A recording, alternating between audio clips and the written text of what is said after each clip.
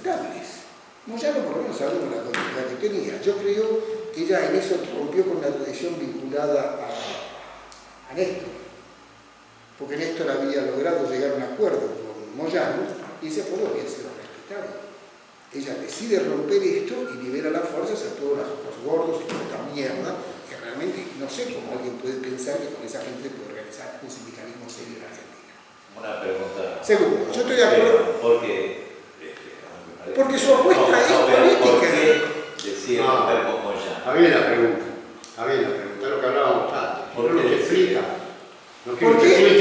Porque están los 6.000 millones de mangos, porque ahí jugaron la cantidad de cosas que ella cree que Moyano hay que bajar un sopete. No, porque ella sacó el 54% de los votos y no quiere que ninguna corporación le ponga ningún límite. Ella quiere mandar totalmente. Ese es el tema.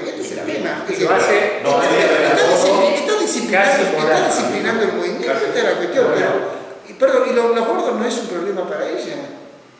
Acá el problema es el que tenía poder real de parar el país por un lado y por el otro lado el otro problema que exista bien, pero al vaciar este segmento también perdiste la capacidad quizás a futuro, si llegas a la universidad, de esta propia gente, porque del otro sector seguro que no tenés nada que esperar.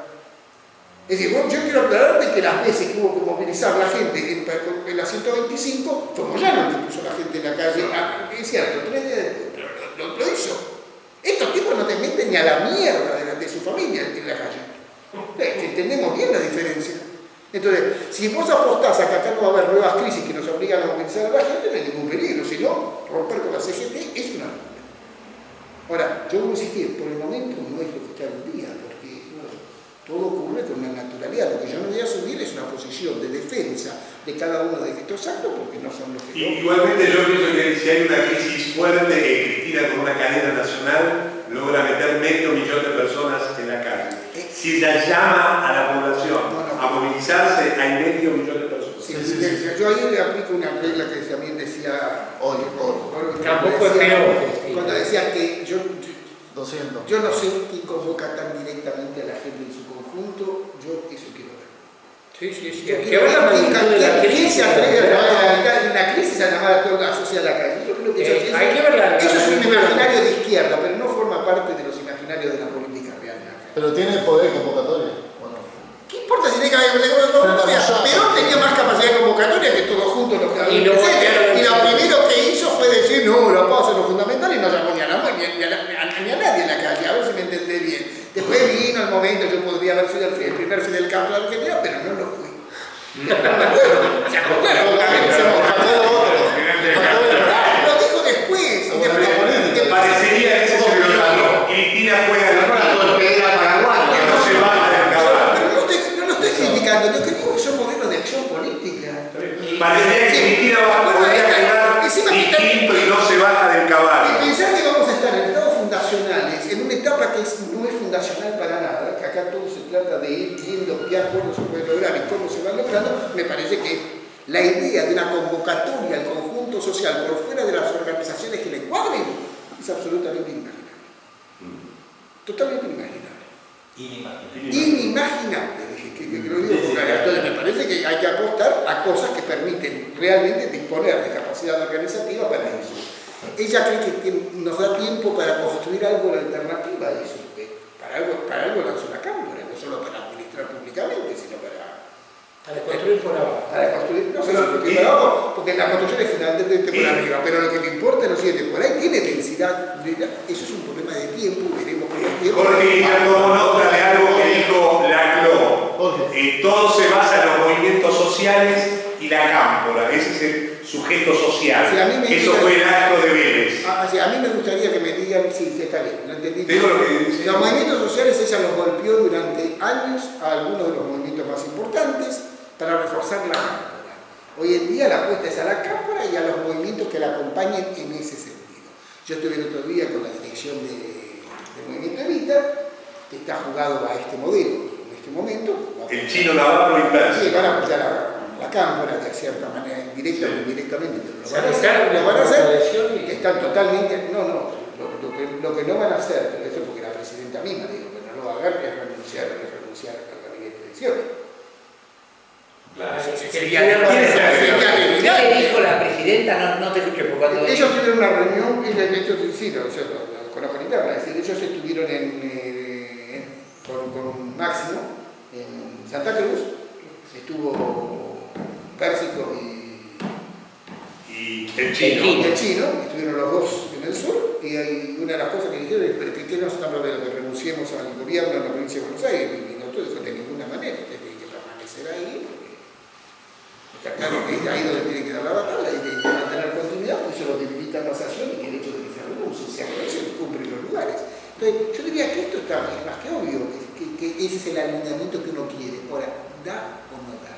A mi entender, la sumatoria de estos sectores, en el caso de que haya una desestabilización de la situación argentina, no alcanza.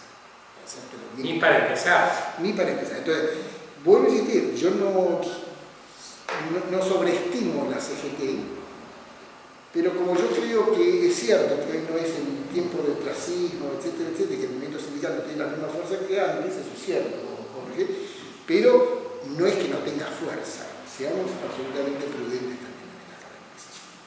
Entonces, esa es la razón por la cual digo, sobre esto acompaño ciertos procesos, pero de ninguna manera me interesa tomar posición firme sobre estos temas, porque a mí el hecho de quién se llama los 6.000 millones no forma parte de mi perspectiva.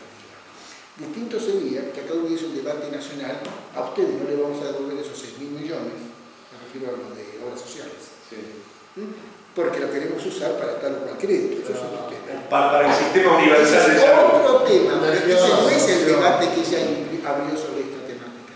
No habría ningún debate. No, por eso. Entonces, otra cosa que vos me digas para qué... ¿Qué debate? No dio la guita. No dio la guita, eso es todo lo que... No le dio la guita. No le dio la guita. Pero no sé si es un debate que No, por eso, entonces... ¿Sabes? Lo que pasa es que la presidenta nos tiene acostumbrado a sacar conejos de la galera permanente. Pero puede sentir, y por eso hay que apoyarla y respaldarla. Y te saco sistema universal de salud. Estoy tratando de explicar por qué no voy a asumir una posición tan explícita, porque mañana ella, cegada la coyuntura, tiene que cerrar con Sion, y como ya no, lo va a cerrar en los que quedamos, colgados de lo que somos nosotros, ¿sabes? Claro. Entonces, nosotros que no jugamos nada tenemos que ser muy prudentes, particularmente cuando ella después hace la alianza que se le encanta los huevos y donde no me va a consultar ni para una cosa ni para la otra. Entonces, creo que una lectura seria tendrá que acompañar estos procesos teniendo distancia. Recién atacaste al compañero Galasso. Galasso simplemente fue una reacción clásica de Galasso. Como típico hombre de izquierda nacional, ¿qué hizo Galasso? Sostener que una ruptura con el movimiento sindical es loco, y es exactamente la estimación que él hizo. Yo personalmente podría, cuando hablando con él, le decía que yo quisiera hubiera lanzado esa frase que él hubiera lanzado, eso es otro tema, pero él no piensa eso. Primero porque él respalda al gobierno más que otra cosa. Ya está, el Galasso se corrió de Moyano. Dice que Moyano no dijo. Y él apoyaba a Moyano desde que Moyano era cristinista. Claro, ahora se corrió, cualquier... No, se abrió, y el otro día la presentación del libro fue muy... Y lo que va a estar todavía. Pero yo estuve en la presentación del libro de él sobre Eva Perón. Él se presentó un libro sobre Eva Perón, estuvo repleto de gente, fue en el Ateneo. El Ateneo estaba lleno de gente, el discurso de él fue muy evocativo, etc., pero hubo los invitados a estar presentes reflejan esta dinámica que él representa en el pasado. ¿Fue alguien del gobierno? Estaba, ¿cómo se llama? Alfredo, el que era de farmacia. Ferraresi. Estaba Alfredo Ferraresi en la mesa, y el otro que estaba era mira cómo estoy yo, me hace de todo. No recuerdo los nombres. El boludo de los pinos. El compañero que dirigía el comedor de los pibes. Estaban ellos dos como oradores que era significativo del tipo de densidades que le intenta dar a una presentación de un libro de Evita. La posición no me pareció incorrecta, me pareció una posición de prudencia. Pero el análisis racional lo sentimental. No, pero acá le dio todo lo sentimental, pero cuando hablaba con él sobre el tema Moyano, yo lo planteé con él personalmente, tema que lo que apareció es la no conveniencia de que el gobierno siga rompiendo con todo el mundo sin asegurar que tiene continuidades posibles para la defensa de este modelo. Esto me parece fundamental. No me parece que está más allá de eso, es una posición muy parecida a la mía, solo que yo me expresé brutalmente. Primero no tuve ocasión de poder expresar algo de esto públicamente, y segundo, yo no lo habría tomado como tema. Si en mi casa me hubiera tomado, yo te contestaría que ese tema yo creo que forma parte de una interna que no quiero tratar.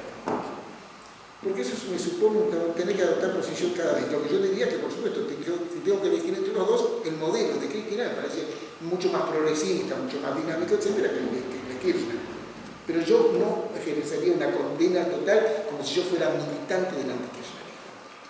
No me parece que la función que nos compete a nosotros, ni como grupo, ni como colectivo, ni como... ¿Progresista en qué sentido, Cristina? Más progresista que... Que ella representa, mal que mal, la continuidad de una cuestión que ha transformado este país en los últimos años, y que ella lo expresa mucho más claramente. Pero puedo decir más progresista que esto. En ese sentido. Todo lo que se hizo en este país es de la mano de Néstor y de Cristina. Sí. Natanela Orden. A lo mejor Néstor lo había hecho también, pero no sabemos. Claro. Y PF la estatizó. Ella es una... Con 22 puntos eso es lo que podía hacer. La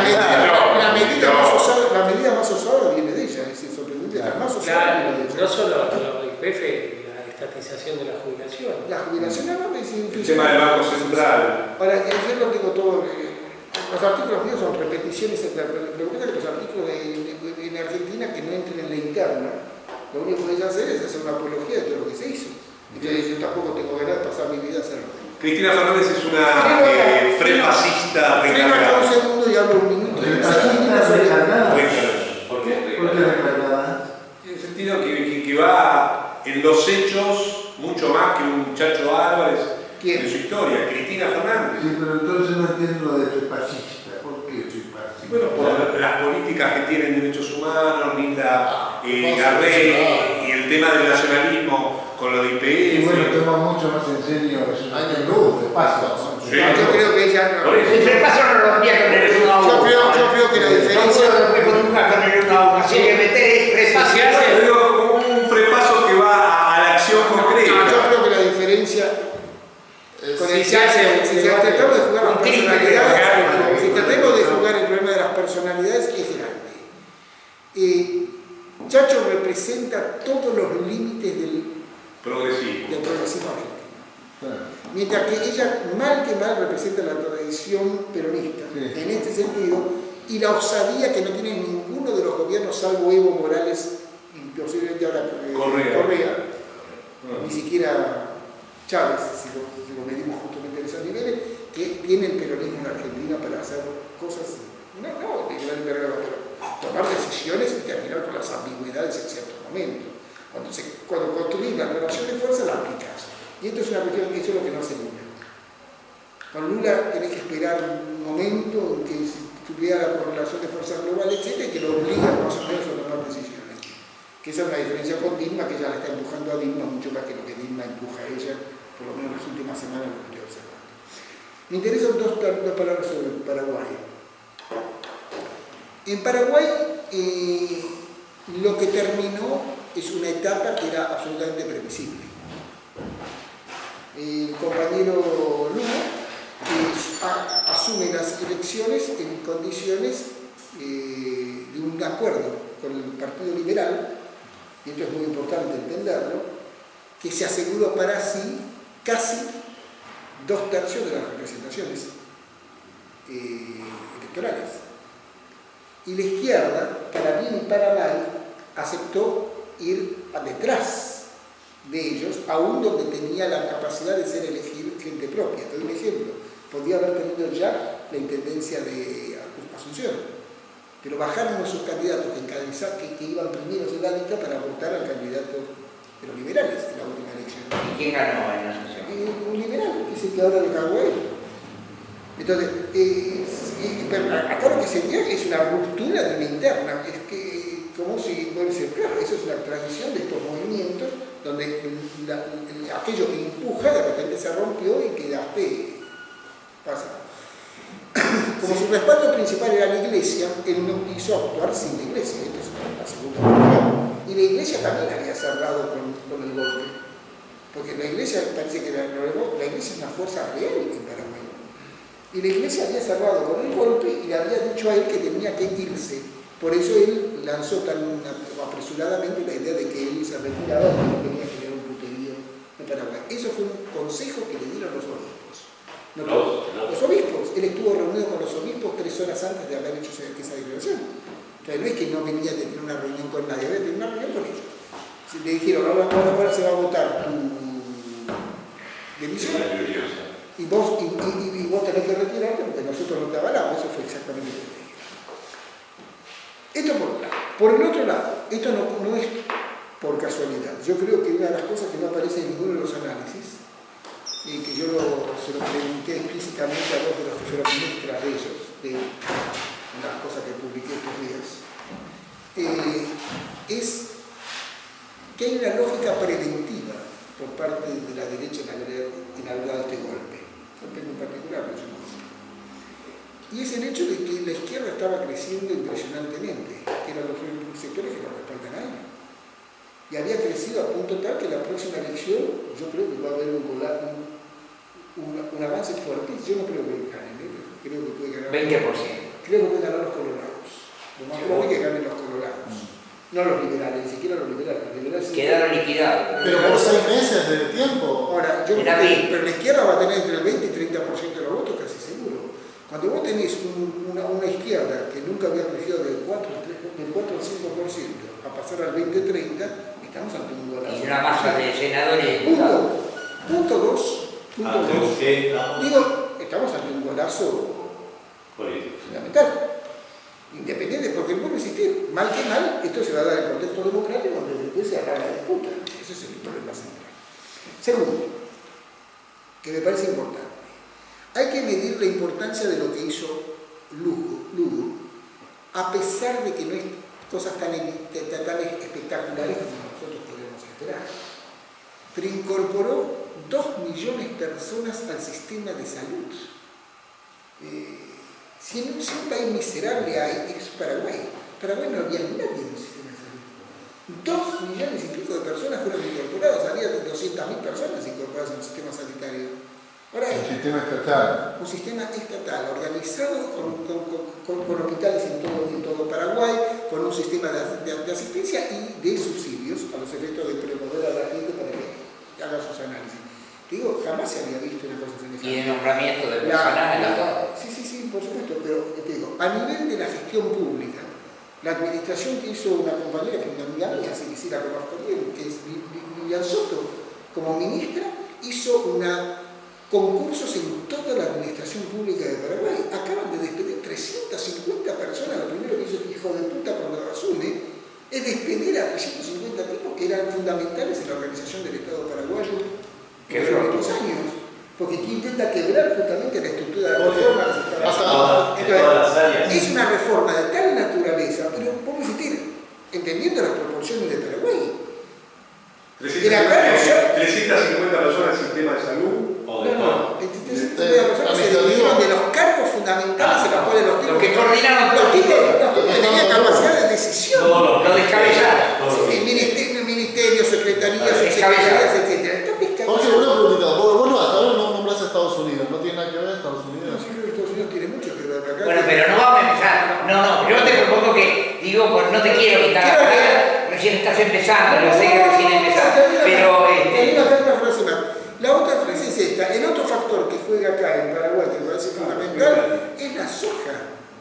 Lo único que produce ese país en este momento es lo mismo que nos está enriqueciendo a nosotros, es la soja. Solo que si acá los tipos argentinos protestaban porque no quieren pagar más que el 35% y no el 50%, en Paraguay pagan 2%. Ese es el problema real. 3 tentativas de que paguen el 6%, que era la propuesta de Lugo, fracasaron 3 veces en el Congreso. Olvídate de la cosa argentina. Con el gobierno de Miller sería terrible. No hay nadie en Paraguay que pueda pagar la construcción del Estado paraguayo. Si algo es necesario en Paraguay es construir un Estado, que es lo que está haciendo justamente el gobierno de Lugo. construir un Estado en serio. Bueno, esa es la realidad que le dio a la izquierda. Ahí estaba Vivian Soto, por un lado, y la compañera que era la ministra de Salud, que fueron las personas que llevaron adelante estos programas, las que yo conozco personalmente. ¿Les publicaste reportajes en iniciativa? Sí, lo que hizo fue llamarla la relación personal y le pedí a la entrevista. Las entrevistas son magníficas porque además se incluyen dentro de esta perspectiva de construir. Aunque viene la interna de la izquierda. La izquierda tiene 23 grupos. No sé si ustedes pueden imaginarse. Tienen hasta el MST, ahora mandó gente allá porque están fundamentales, que están en un grupo que se llama Convergencia, que yo lo conozco bien, que es un grupo central. Después viene Divergencia. Primero Convergencia. Pero lo más importante ¿Es un grupo que quiero destacar, ¿Grupo qué? que es un grupo que no es de extrema izquierda, tampoco es un grupo, tampoco no es trotskista, es un grupo paraguayo. El Frente Guazú. El Frente Guazú tiene 22 organizaciones. Una sola, que es la de Vivian Soto, se quedó fuera porque lo que ella quiere es organizar su fuerza y después lidiar para esta interna. Están ya en un acuerdo, un preacuerdo, porque cada uno está jugando como va a jugar la interna. El Frente Guazú está fundamentalmente con un partido que es muy importante, que no recuerdo el nombre en este momento, y con el Partido Comunista Paraguay. El Partido Comunista no tiene fuerza, pero sí lo que tiene es militancia. ¿Tiene? Militancia. Militancia.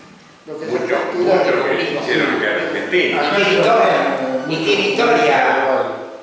Jorge tiene historia, Jorge una larga historia. Sí, pero una cosa es la historia, otra cosa es la relación de fuerza. Ellos podían haber tenido una intendencia que no la tuvieron justamente porque la negociaron para votar a los liberales, un pequeño pueblito fuera de Asunción, y en este momento va a estar. Lo que yo creo que el conjunto de la izquierda va a meter muchísimos diputados. Muchísimos diputados. Cualquiera sea la forma que se presente. Y segundo, va a ir con una fórmula única. Esta fórmula lo más probable es que, más allá de la pretensión de Vivian, que ya va a lanzar su candidatura como candidato para negociar, es que posiblemente el candidato sea el periodista. El de la radio, El de la televisión. ¿Se me escapó el nombre? Sí, no me acuerdo. Yo ¿El lo vi Cámara ahí. del Terror?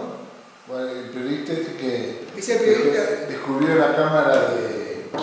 la documentación de la Cámara del Terror allá en Paraguay. No es ese. No, el que manejaba la radio esa que Es el tipo era el tipo que había estado a cargo de la radio oficial. una especie de Canal 7. Un tipo brillante, muy reconocido y que ya a él las estadísticas le están dando 30 y pico. Hay que ver después cuando todo el mundo Va a perder en el interior, va. No, pero hay que ver cómo converge la cara. Segundo, en el interior no está tan mal la situación. Para corregir un poco, no es Argentina. En el interior hay lugares donde el movimiento campesino está suficientemente organizado como para que en ciertas áreas se puedan ganar. No en todas, pero se pueden ganar en muchas áreas. Particularmente lo que es la zona al norte de Asunción, que es la zona más poblada del campo. Entonces, hay una relación que es muy difícil de evaluar hoy en día, porque es un país donde todo se juega a cero. A ver si me entendés bien. Una izquierda que pasa de 5 posiblemente a 30, es algo que todavía no se puede evaluar. Todavía no se puede evaluar. Si los liberales van por su lado, lo más probable es que ganen los colorados. Imagínate que no es lo mismo ganar con los colorados. Esta vez tuvo un voto a favor de Lugo a que tengamos 30 y 40 diputados.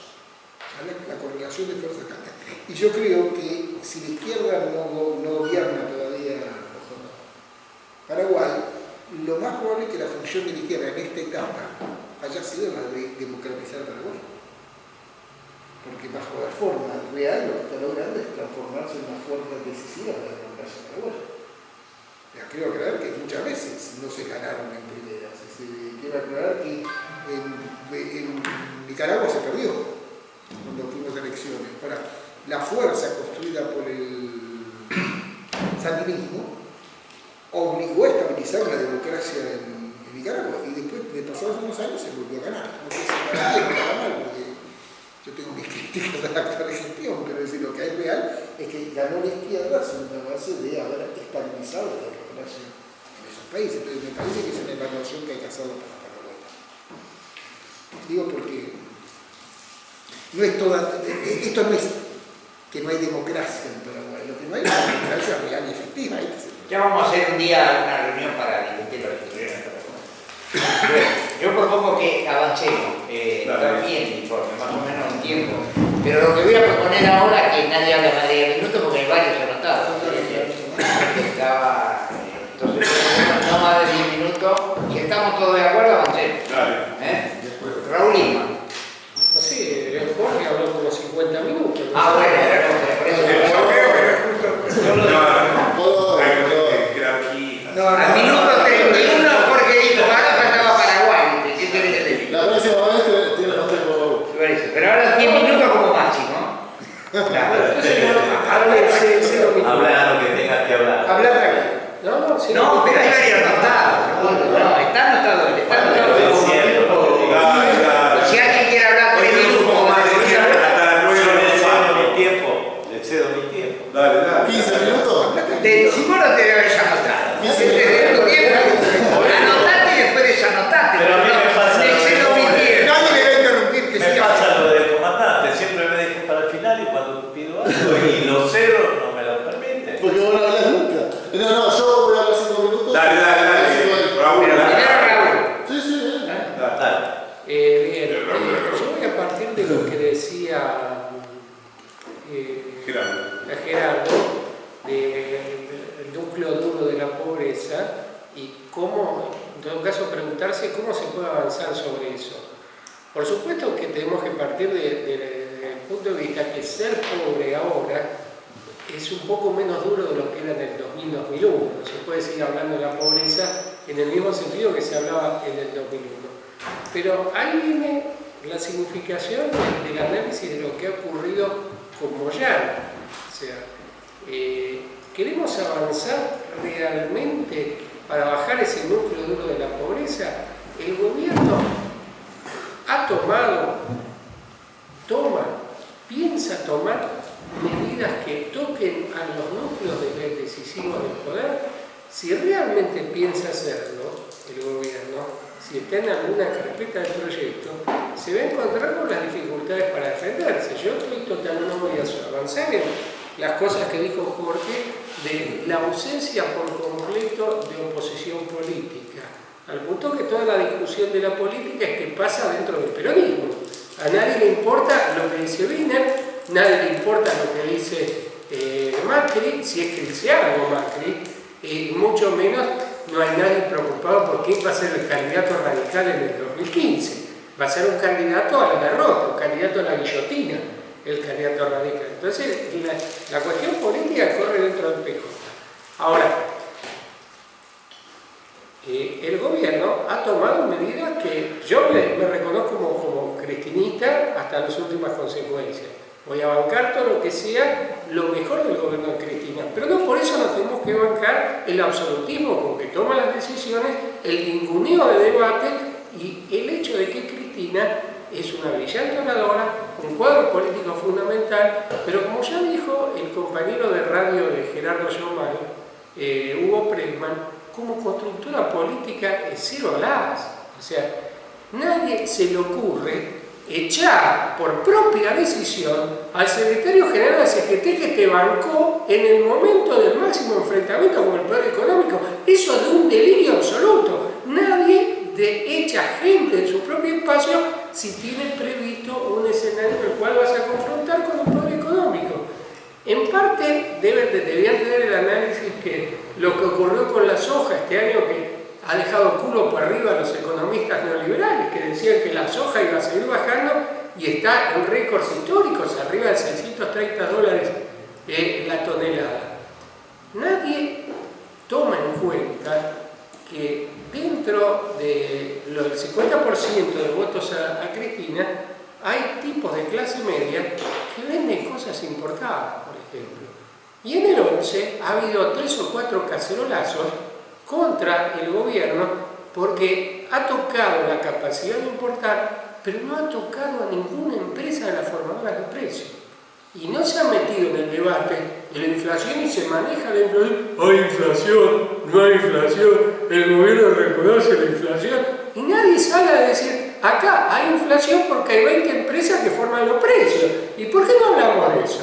Entonces, el gobierno no ha tomado ninguna medida significativa con ese núcleo de empresas, con lo cual compromete inclusive la eficacia de sus mejores iniciativas, mantener alto el poder adquisitivo de los trabajadores en blanco, los programas que vuelca sobre los sectores más débiles, como la asignación universal por hijo, están cuestionados porque las grandes empresas te dan unos saquetazos que a mí no, porque a mí me aumentan el sueldo suficiente para que no me haga temblar la inflación. Pero una persona que vive con 3 o 4 asignaciones universales por hijo, una familia que vive con 750, 800 mangos o 1000 mangos que entra por la asignación universal por hijo, tiene que pensar muy bien en qué gasta su dinero. Y si lo quieren solucionar dándole una tarjeta jubilatia, se llaman Argentia, pero jubilatia, para que los jubilados puedan comprar en 40 cuotas.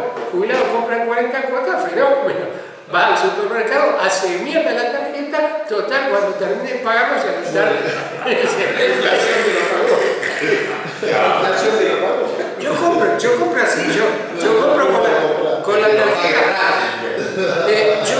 Yo compro con la tarjeta en 60 cuotas, que la hace mierda de inflación y tal vez esté muerto cuando termine de pagar todo eso. Yo tengo alguna expectativa un poco mayor que un joven de 95 años que va a comprar con la tarjeta jubilatia y paga en 40 cuotas. Más allá de lo hilarante, lo que no se nos puede escapar, que el gobierno ha tocado muy bien la cuestión del Banco Central. Ha tomado una iniciativa interesante, como es el hecho de obligar a los bancos privados a volcar 5% de su cartera de depósitos en fomento de la producción. Pero no dijo ni media palabra, más allá de algunas sugerencias de Cristina, que esos bancos toman por el dinero, lo toman a 4 puntos, 5 puntos, no sé cuánto se paga en casa. No, estoy equivocado. ¿Cuánto? 12 puntos al año. Bueno, 11, 12. Bien, no sé, yo no soy ahorrista de plazo fijo.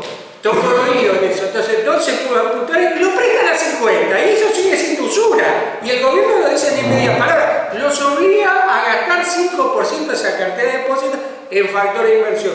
Pero es 12 puntos contra 50 que le cobran los bancos más generosos a sus clientes, es una usura. Y eso es una transferencia. ¿No es más de 5 puntos? ¿Cómo? Lo que le dice que inviertan en... 5% de la cartera de 5% de pidió. Sí, 5% son 15.000 millones de pesos. ¿Empezaron a hacerlo?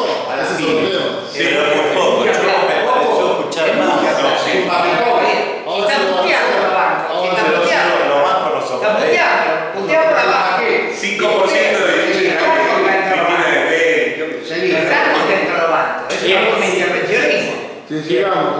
Bien, entonces, el gobierno está navegando con el viento, con la calma chicha, no está en un horizonte de grandes temblores, porque inclusive si se agudiza la crisis, desde el punto de vista electoral, la gente va a recordar lo que fue el gobierno de la Rúa, la gente va a recordar lo que fue el gobierno de Alfonsín, y este gobierno tiene las espaldas para tomar una serie de iniciativas anticíclicas que refuerzan la situación. Entonces, el gobierno está absolutamente tranquilo en este punto, pero el problema lo tenemos cuando hubiere algún tipo de escenario desestabilizador, que la derecha, digamos, económica, las grandes empresas levantan la guita en palo, pero llegaron casos y se prenden algún tipo de necesidad de desestabilizar al gobierno, lo van a hacer, porque puede venir la iniciativa de los Estados Unidos que baje la orden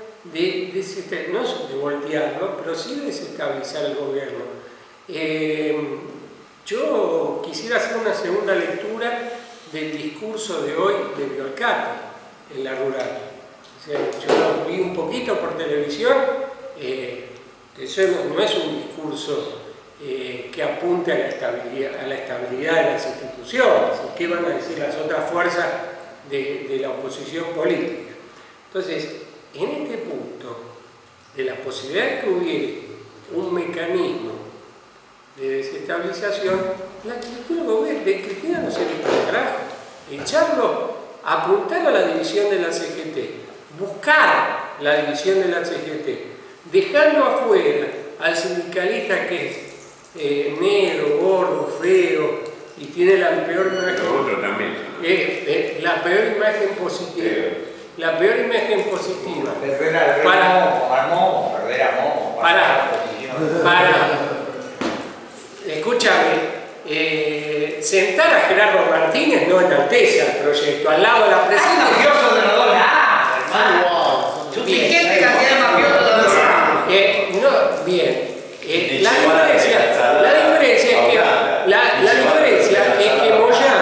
La diferencia es que Moyano combatió el menemismo y Moyano puso el cuerpo en la 125 y los otros delincuentes estuvieron con el menemismo y cuando fue la 125 se borraron. Está bien, pero él trabaja para Bonelli, para Bonelli. Está bien, pero si no entendemos Moyano trabaja para Bonelli porque Cristina le echó. Sí, seguro que sí. Seguro que lo echó. Ese fue el error de construcción de Cristina. Cristina debe creer que con la cámpora enfrenta un vendaval. Estamos de la nuca si esperamos que con la cámpora podamos enfrentar algo. Con la cámpora no podemos hacer un carajo. Llegado al caso, hasta un intendente mafioso le va a aportar más que lo que le aporta la cámpora. Perdón, sí. Sin negociarlo eso con Moyano. Porque si hubiera negociado y después le decían que no, era otra cosa. Y lo hizo de espaldas a la sociedad, porque si sale a decir, bueno, no podemos aumentar el mínimo disponible, porque estamos en una situación complicada desde el punto de vista fiscal, entonces lo ayuda a contenerlo, pero no solamente... Asustados. La población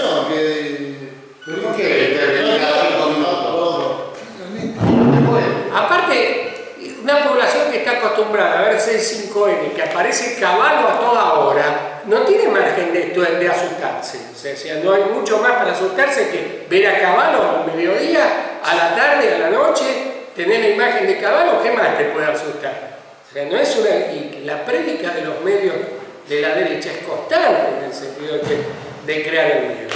Entonces creo que voy a ir cerrando con esto. Creo que hay un error fundamental en Cristina, que es apostar por sobre todo a la construcción de su figura individual. O sea, lo que apunta a Cristina es a fortalecer su proyecto personal. En última instancia, a principio de su gobierno, su idea era transferirle su espacio a Vudú. A Vudú lo fusilaron mediáticamente y a la derecha le salió mal, porque nadie hablaba de reelección de Cristina al principio del gobierno de Cristina, y ahora hay todo un movimiento callejero y había una reunión en la Facultad de Ciencias Sociales por un nuevo constitucionalismo inspirado en Bolivia, pero que sabemos que en realidad el objetivo es el constitucionalismo argentino de la reelección de Perón. O sea, no apunta a otra cosa que no sea la reelección de Cristina. Luego se va a poner una cuestión para fortalecer y legitimar esa situación, que es el hecho de se van a nacionalizar los recursos naturales. En la constituyente sí. Y las dos reformas de Códigos. Las dos reformas, pero no tienen por qué ser de carácter constitucional.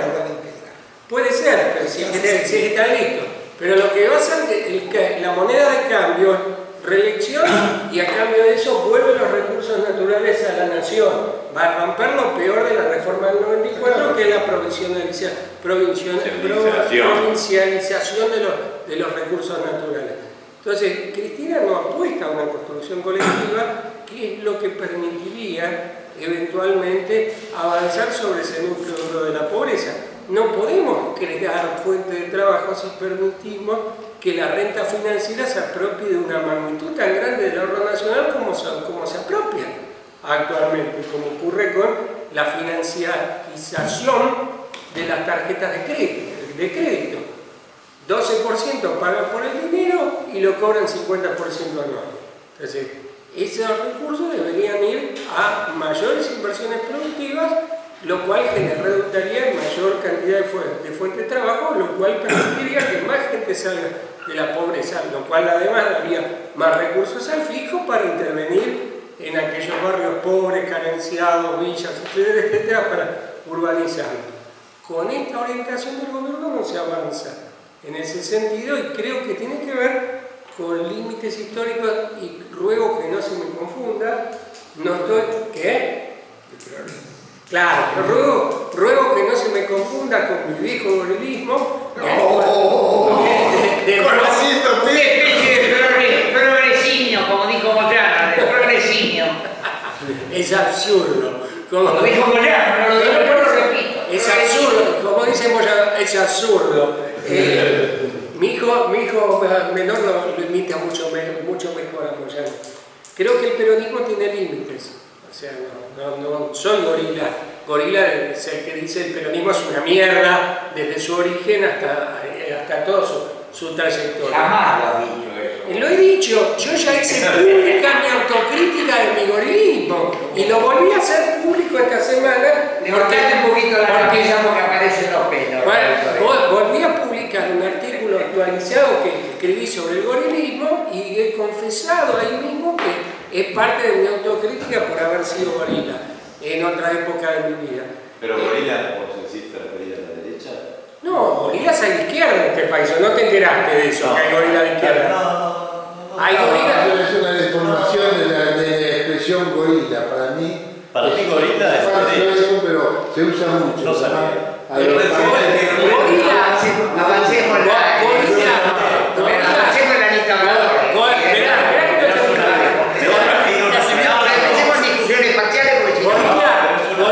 Gorila en América Latina es un tipo reaccionario. En la Argentina, gorila es un antiperonista. Victorio Codovila fue un gorila de izquierda. Américo Yol y toda su camada fueron. Ahí podemos jugar las dos cosas. ¿Qué? De izquierda y derecha.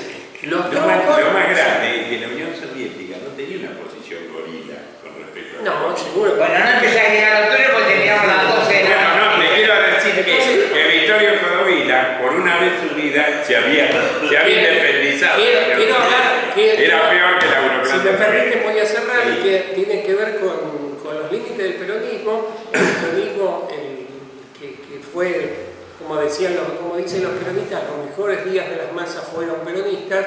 Peronismo del 46 al 55, que le dio a los trabajadores argentinos un nivel de vida que no existía en el primer mundo, ni atacó la propiedad agraria en su mejor momento, y tampoco, lo recordó Jorge también en el 55, cuando Perón no tenía la derrota militar ni nada por el estilo, se tomó el piróscafo.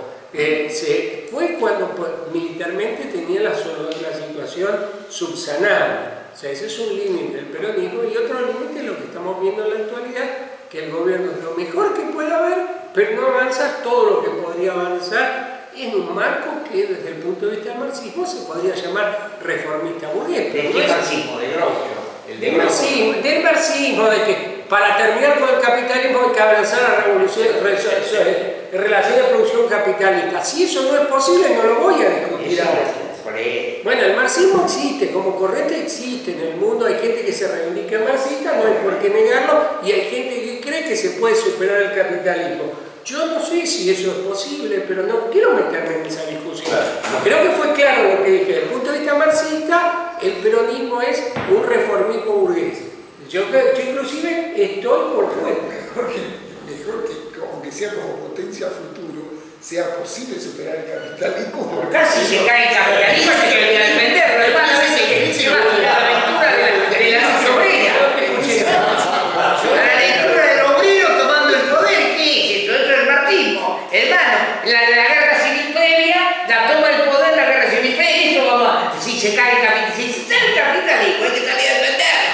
Hermano, el capitalismo de Estado. ¿Qué vamos a pretender que los obreros salgan a dirigir esto? Eso ya es una infantilada. No quiero opinar. Puedo pedirte una declaración. Esa boludez era Repetimos cualquier cosa en la discusión, no estamos para discutir. No. Bueno, yo propongo dar un corte y avanzar con la lista ganadora. ¿Quién sigue?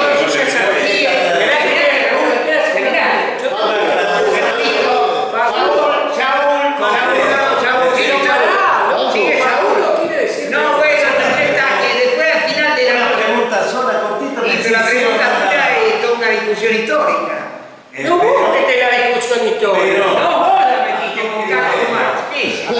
¿Qué es? ¿Marxismo qué es? No sé qué más. Perón debió haber reprimido, haber resistido.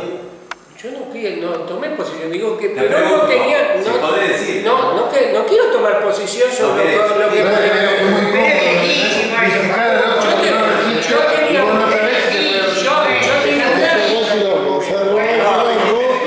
Dejamos respetamos a la dictadura, ¿sí o no? Bueno, Respetamos a la dictadura.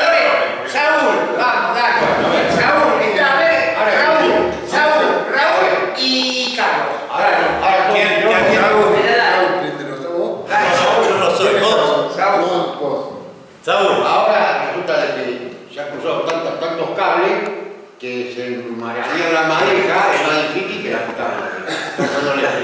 A ver, Él reflexionó. el problema particular, aunque sea un problema de mucha importancia, que es lo de Moyano, si no se hace una interpretación marxista, o sea, la base material, porque a ver, ¿quién se animaría a decir que Cristina, con el nivel, porque de Cristina para abajo no hay nada, no es que ella sea absolutista, no hay nada de nada. Entonces, si no, es como el colectivo.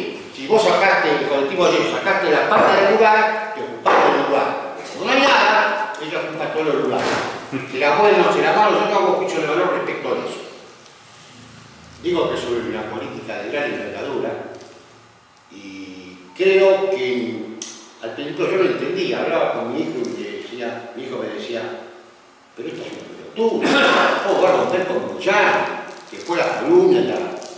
Y yo decía, no se entiende. ¿Y será porque no le dio los puestos en la lista de diputados para las elecciones? Y ahora quedó claro, para mí quedó claro el panorama. La base material es que Moyano y compañía representan a la nueva aristocracia obrera del poder. Esa es la única, de ahí podés desenredar toda la madera, independientemente de que en los otros sectores hay gente de sindicatos que ganan muy bien. Entonces, yo Cristina me voy a sentar de consejita, me cargan los pantalones, me voy a sentar a discutir con Moyano que le voy a devolver o que le voy a sacar el impuesto a la ganancia, que se vaya a la concha de su madre, lo de Chazarreta, que si te casa en la entrevista, lo conté antes, le pregunta, ¿cuánto ganó los últimos 6 meses? ¿Cuánto le pagaron? 56.625. ¿Cuánto aportó? 2.640 pesos. Me parece que no es tan grave. Entonces, ¿con qué cuerno va a negociar? Fíjate, Plaini, que está con Moyano, dice, y van a seguir manteniendo las reivindicaciones. ¿Y cuáles son las más importantes? Y las asignaciones familiares, una de ellas. No dijo el ministro del libre, porque a él no le toca. Sí, a él no le toca. Está todo mezclado. ¿Quién va a negarle que los tipos de Lucifuerza ganan muy buena guita? Pero acá se junta el otro tema, desde el punto de vista teórico. Siempre los trozos dijimos, tiene que haber una sola CGT, porque eso le da fuerza al movimiento obrero contra la patronal. La pelota es mentira, viejo, se demostró que no sirve para un carajo. Acá, en Francia y en la concha de la lora, porque Cristina te ve obligada a que se haga esa división, pero no porque ella la impulsó, sino porque Moyano empezó a pedir reivindicaciones que tienen que ver con un sector privilegiado del proletariado. Ese es el sustrato último de la cuestión. Y de ahí, fíjense, eso explica todo el andamiaje de idas y venidas. Sigo.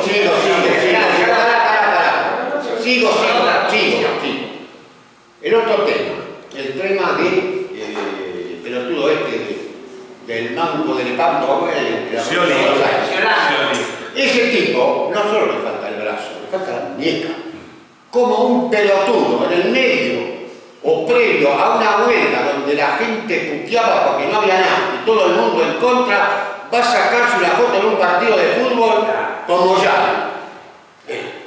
Yo puedo ser un tarado, pero puedo ser un tipo no muy inteligente, pero no un pelotudo, frente a una provocación de esa naturaleza.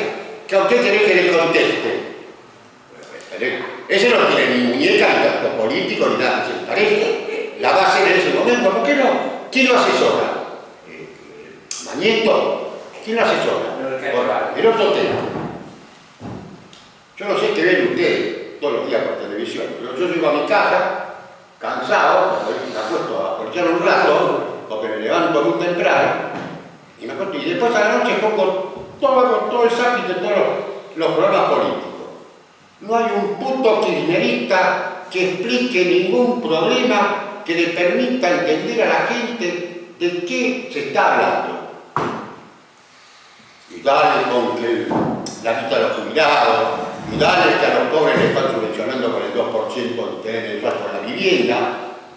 Pero carajo, si cualquier economista, yo no sé los números, puede decir, bueno, esto significa, 100.000 viviendas significa aproximadamente tantos miles de millones de dólares, de pesos, creación de tantos puestos de trabajo, aporte por la vía del IVA, etcétera, etcétera, etcétera, que eso va a compensar la subvención que van a recibir los tipos que ganan menos de 5 lucas para comprarse, que tienen un terreno para poder construir una casa. Pero a mí no me digan que hacer las planchas es correcto porque la ganan igual y van a tener lo que viene el 40%. Eso no es hacer política, lo hicieron siempre. La única vez que yo recuerdo que se explicó por televisión y que todo el mundo habló, hasta los propios periodistas, diciendo, nunca me explicaron ni de economía como Axel Kicillof explicó todo por el problema de IPF. Nunca la vi escuchar algo tan sencillo que todo el mundo pudo entender. Está bien, pero a ver, no todo el mundo tiene tiempo de ver a Axel Kicillof, pero vos agarrás. ¿En cadena nacional con Cristina podría hacerlo? Estás diciendo que la suspenda, que hace cadena nacional, se TN con Clarín, con Mañeto y con el Canal 13. Ahora, el problema es este. Va cualquiera, va el Chino Navarro, va el Calcano, son tipos que hablan bien, son tipos conceptuosos. Yo no digo nada, no son tarados. El otro Federico es un pelotudo de esos que se ganan, no es más boludo porque no se entrega. Pero esos tipos, no me digas que Cristina no los prohíbe hablar, es mentira eso. No son buenos comunicadores, y es el grave problema que tiene este gobierno. Explicar a la gente. Exacto.